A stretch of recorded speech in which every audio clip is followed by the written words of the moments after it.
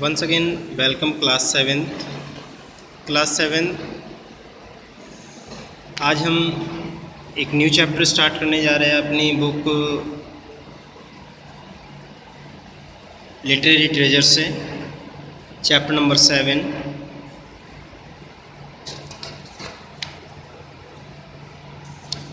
Chapter number 6 को अभी हमने रोक दिया है। चैप्टर नंबर 6 के रोकने के बाद, क्योंकि कुछ पोर्शन हमें डिडक्ट करना है बुक से, तो चैप्टर नंबर 7 पर हम आए हैं। चैप्टर नंबर 7 जो इसका टाइटल है, Dantila the trader and the Gorambha the cleaner. तो दो व्यक्तियों की कहानी है।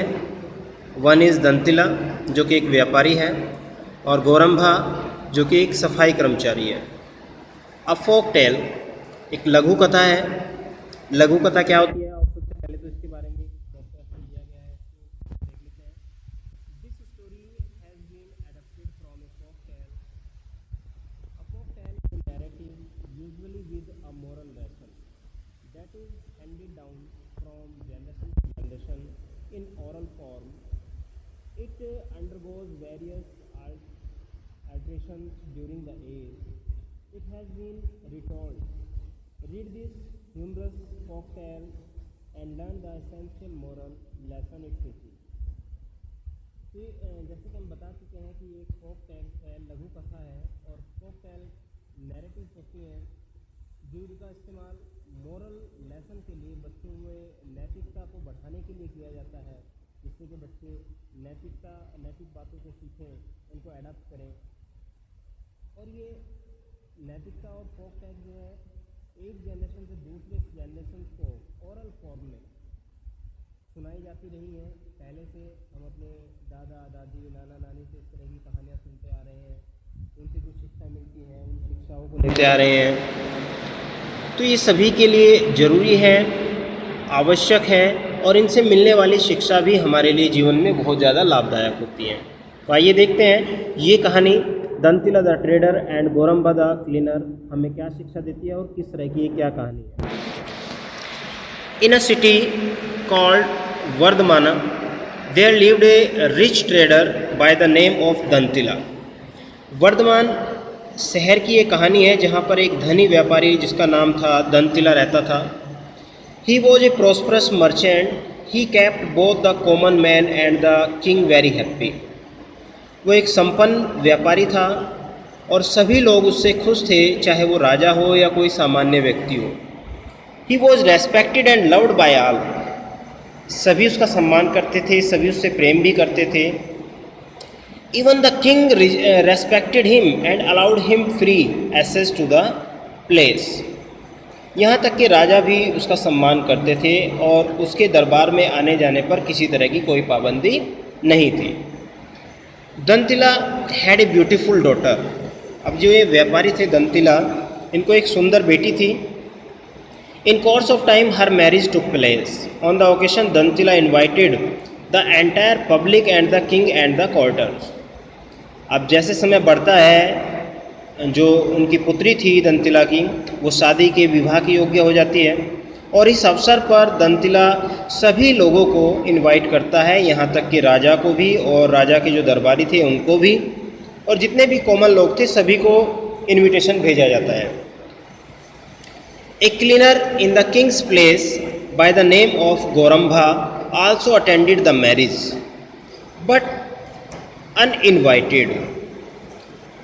अब अनफॉर्चुनेटली एक ये जो गोरंभा नाम का क्लीनर है, सफाई कर्मचारी है राजा के दरबार में, इसको इनविटेशन नहीं दिया गया किन्हीं कारणों से, लेकिन ये फिर भी मैरिज अटेंड करता है, मैरिज शादी में पहुंच जाता है। He sat beside the royal family members on A seat which was meant for the relative of the king.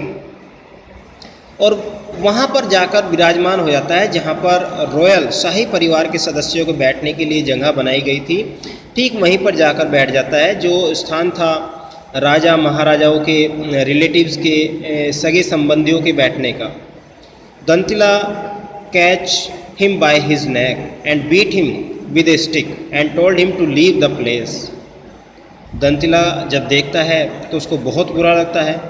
वो उसको गर्दन से पकड़कर उठा लेते हैं, उसकी स्टिक से पिटाई कर देते हैं और तुरंत वह स्थान छोड़ देने के लिए बोलते हैं कि तुरंत यहाँ से निकल जाओ।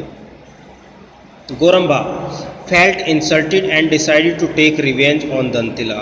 और इस बात से गोरम्बा अपने आप को अपमानित महसूस करते हैं और अपमानित महसूस होकर वहाँ से चले जाते हैं और बदला लेने की वो अपने अंदर ही अंदर इस बात को ठान लेते हैं कि इस बात का बदला किसी न किसी तरह से लिया जाएगा।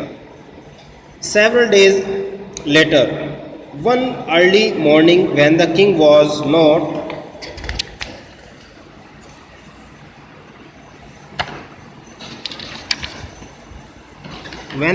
not yet wide awake and Goramba was on duty to sweep the place near the king's bed.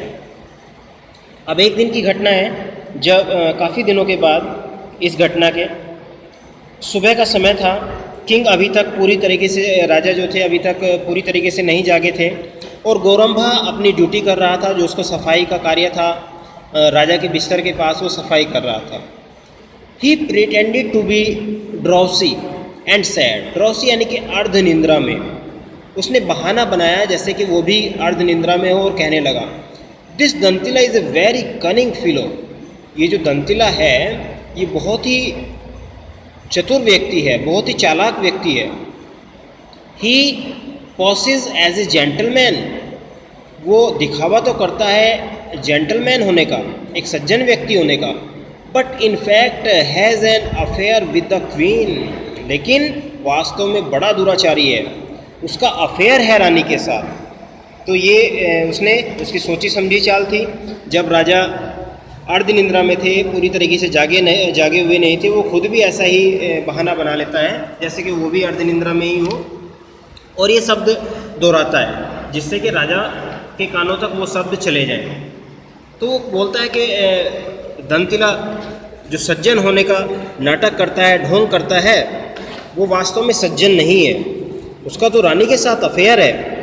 When the king heard these words, he got up immediately from his bed and asked Goramba, is that true?